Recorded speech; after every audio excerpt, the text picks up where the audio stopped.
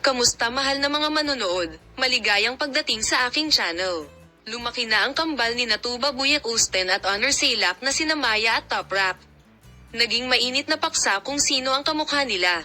Naging dakila ang kambal na anak ni Tuba Buyak-Usten at Honor Sailak na sina Maya at Top Rap. Si Tuba Buyak-Usten, na kamakailan ay nagdiwang ng kaarawan ng kanyang 12 taong gulang na anak na babae kasama ang mga larawang ibinahagi niya sa kanyang mga social media account, ay sumulat ng mga gusto at komento sa kanya. Narito ang pinakabago. Si Tuba Buyak-Usten, na nabighani sa kanyang kagandahan at pag-arte, ay gumagawa ng pangalan para sa kanyang sarili sa mga post na kanyang ginawa sa kanyang social media account na may 6 na milyong tagasunod. Ang magandang 41 taong gulang na aktres na si Tuba Buyak-Usten ay nagbahagi ng mga nakakatuwang kuha mula sa kaarawan ng kanyang mga anak na babae sa kanyang mga tagahanga nitong mga nakaraang buwan. Naging dakila ang kambal na anak ni Tuba Buyak-Usten na sina Maya at Top Rap.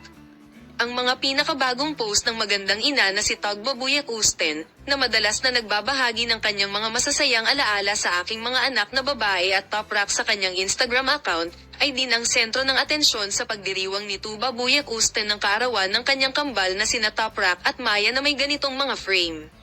Ang ipinagmamalaki na ina ay nagbabahagi ng kanyang sariling magandang balita sa kaarawan, ngunit siya rin ay hindi. Ang araw na nanganak ako.